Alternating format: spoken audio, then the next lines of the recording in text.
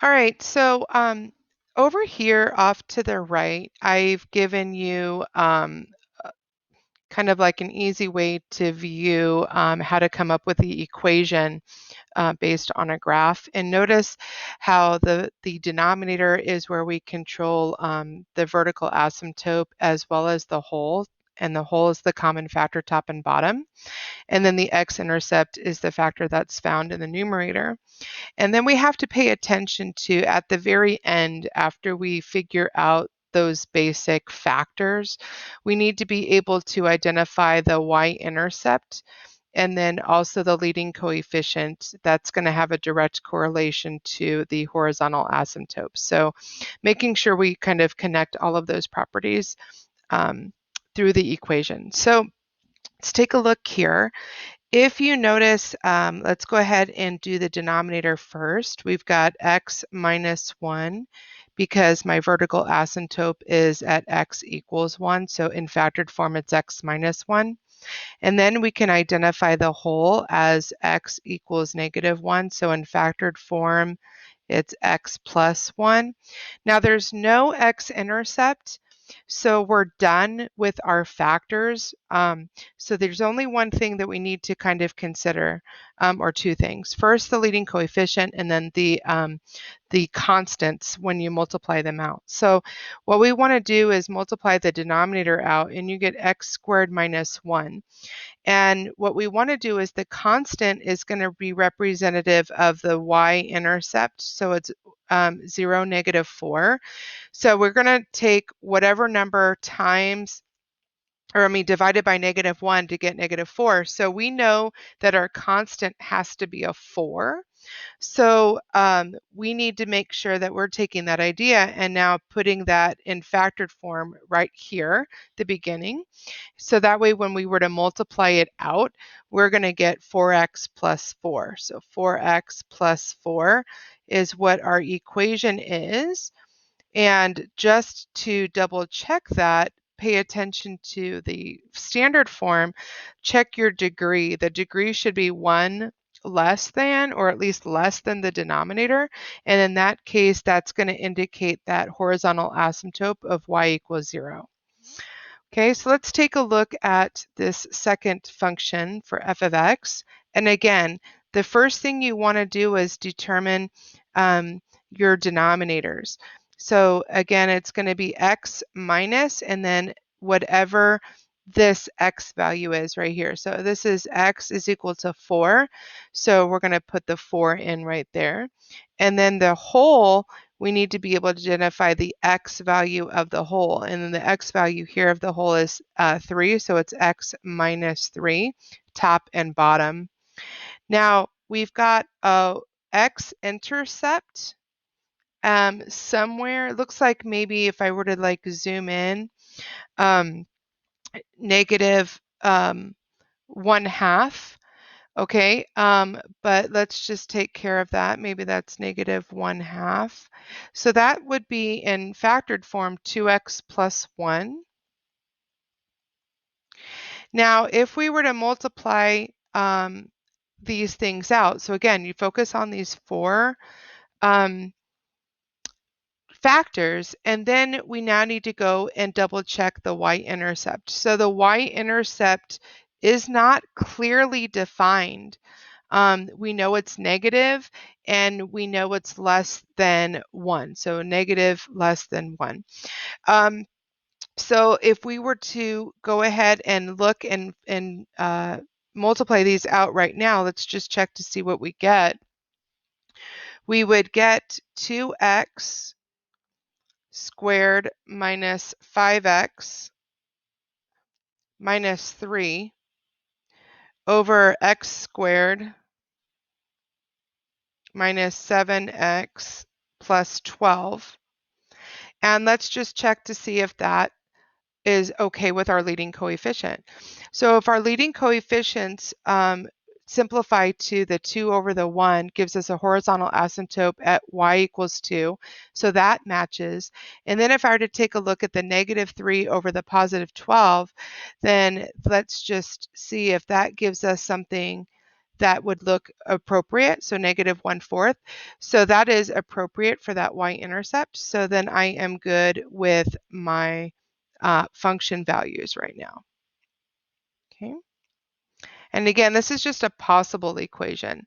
So all of those conditions are met, so we are good to go. So now let's take a look at this bottom one right here.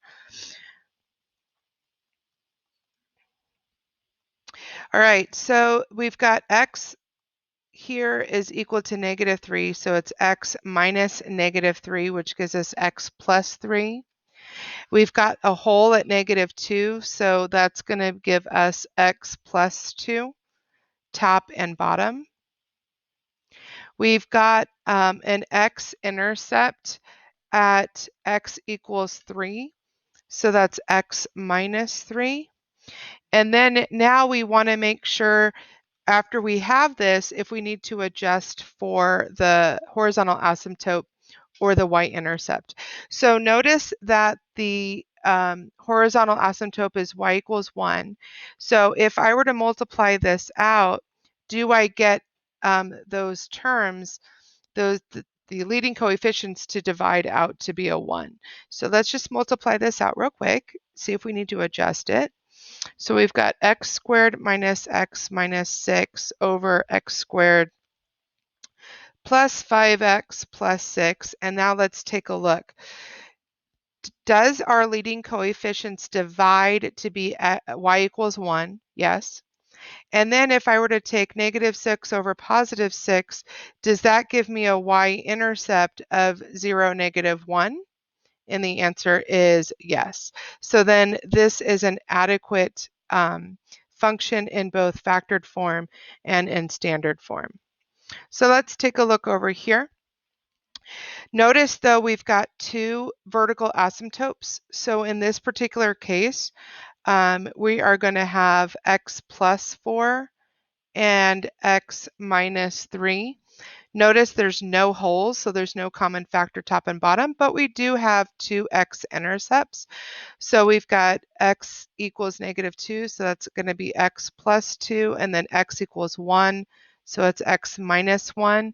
And then before we do anything else, let's go ahead and multiply that out. Notice though, we've got the horizontal asymptote at y equals 1, so when we're done, we need to check for that. And then we also have a y-intercept that is slightly positive but very small. So let's take a look and see if this is all we need to do to address our factored form. If I were to multiply that out, I get x squared plus x minus 2 over x squared plus x minus 12. So again, our leading coefficients would be 1. That does give us a y equals 1 as a horizontal asymptote, so that works. And let's just check our y-intercept. And we've got that to be a positive 1/6, which that does look very small. So in terms of creating that equation from the graph, it looks like we are good to go. All right, so now let's take a look and see if we can develop the graphical representations from the function. So it says, number one, what is the equation of the function written in completely factored form? And so answer that question. Okay, this is what the equation is going to look like here. It says, if any exist, identify the vertical asymptotes, and then explain how you know that they are vertical asymptotes. Okay, so the vertical asymptote is going to be at -1, and that's because x plus 1 is that non-canceling factor in the denominator. Okay, so does the function have any holes in the graph? Explain why or why not. What are the coordinates where the holes exist, if there are any? Okay, so let's take a look. We know, or should be able to recognize, that the function has a hole at x equals -3 because x plus 3 is a canceling factor. In other words, it is here top and bottom, right? It's in the numerator and the denominator. So the location of the hole If I can get this here. We would need to simplify that function to be 2x minus 1 over x plus 1 after we get rid of that non-canceling factor. And then what we're going to do is replace the x with -3. So we've got 2 times -3 minus 1 over -3 plus 1. That's going to give us -7 over -2, so 7/2. So the ordered pair of the whole is going to be -3 comma and then 7 over 2. All right, so if any exist here, identify the horizontal asymptotes. Explain how you know that they are horizontal asymptotes. Well, since the degrees of the numerator and the denominator are equal, right? So they're 2 and 2, then the y is equal to 2 over 1. There's that leading coefficient. So y equals 2 is the horizontal asymptote. Please, please, please make sure that you're giving the equation when you're dealing with asymptotes, okay? What is or are the zeros of the function? And then show your work. So again, the zeros of the function are going to be found in the numerator of that non-canceling factor. And so now what are the domain and the range of the function? Give your answer in interval notation. So again, the domain is going to be all real numbers except the restrictions. So we know that we have a restriction at -1 and -3. And so we're going to put that in proper order. And then we also have the range, which is going to be all real numbers except where there's the y value of the whole and the horizontal asymptote, and make sure that you put them in order from least to greatest. And then lastly, we want to sketch a detailed graph. Now we want 8 points. Right now, I may break that down to about 6 points, 3 on each branch, but for right now, there's 4 on each branch. And you're going to divide up your table of values in terms of where that vertical asymptote is. So on the left side of the asymptote and then the right side of the asymptote, and you can see that all I did was create a table of values and then plot those respective points. So let's take a look at this one. If you could answer each of these questions as they come up on the Edpuzzle, and then we're going to go over those. Okay, so here we go. Written in completely factored form, we've got x plus 2 over x plus 2, x plus 4, vertical asymptotes, and then explain how you know. All right, so -4x equals -4 is a vertical asymptote because x plus 4 is a non-canceling factor in the denominator. Okay, do we have any holes? Why or why not? And then what are the coordinates? Okay, so recognize that you should have a hole. All right, we've got a hole because there is a canceling factor. There's that factor that's in there, top and bottom.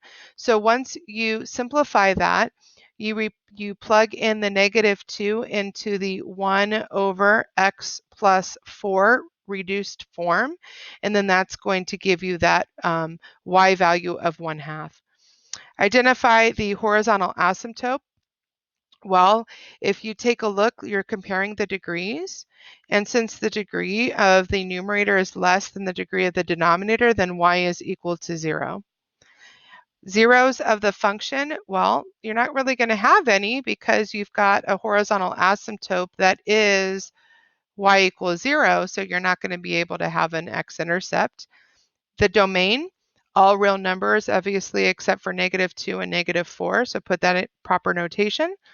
And then their range. So it's all real numbers except for your asymptote as well as the y value of the whole.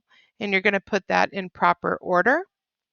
And then here again is the left side of that vertical asymptote and the right side of the vertical asymptote with the table of values. And then make sure you can get that table of values and plot those points respectively.